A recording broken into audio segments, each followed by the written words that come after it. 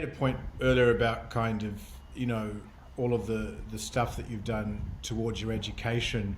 And I've always said, like, for a trainer, first 10 years of your industry, really, or your career, should all be about, the education you're doing. It shouldn't really be about sales and marketing and all that. It should literally be about becoming the best trainer that you could be.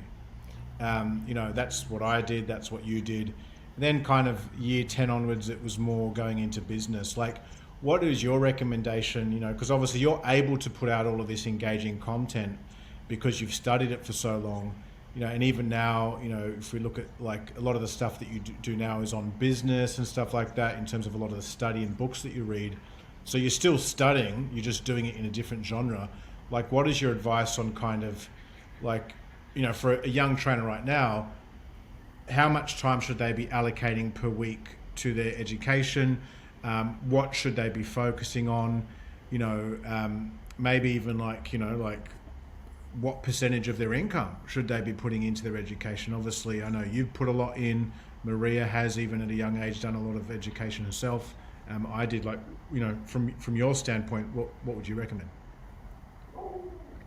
First of all, with just education in general, kind of where to start, it's just getting that foundational knowledge. I think everyone these days, you see like 19-year-old coaches, never trained anyone, fighting over, like the hypertrophy mechanisms and stuff like that, and all these advanced things, and like it's like what, and yet you're struggling to get 5 clients at your local gym. It's like I think people trying to they see so much content from guys who are 40, 50 years old, really advanced guys, and they don't recognize that that's not where they're at right now. And we had earlier on today, because we're shooting all the episodes for season 2, Paul Carter.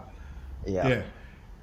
And obviously, I've known Paul for years, and you have too. Like, he's been doing this for 30 years. So like the information that he was actually talking about mechanical tension today.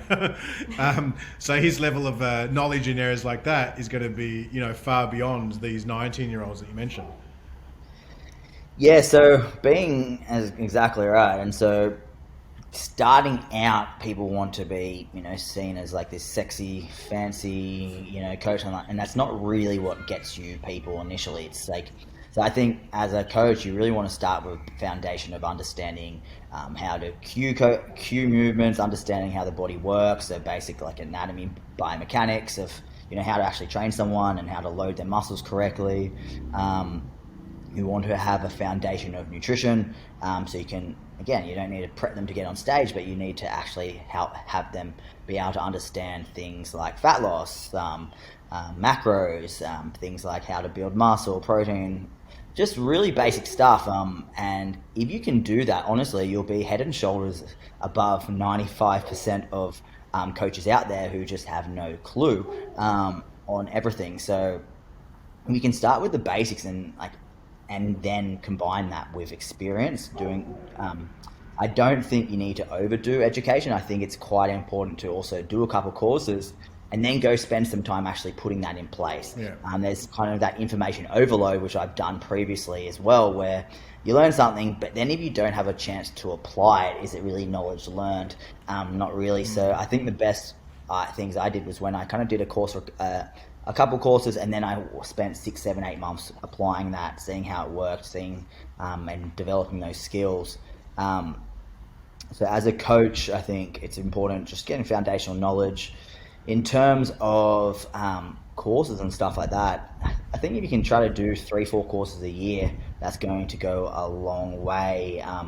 Price point, it depends. I think we've probably all done courses which cost a lot. It might have not been that good. We've done a course that was a bit cheaper, and there's been ROI was 100 times. So it's hard to say kind of on price point.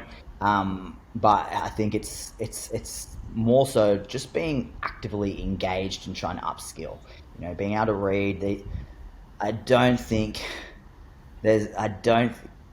young coaches understand how lucky they are these days to have social media. The amount of incredible content like people are putting out, stuff that you would have to pay thousands and thousands and thousands of dollars for, is literally for free every day by coaches competing with each other to get your business. Like, the amount of content is just so much better than you could ever imagine.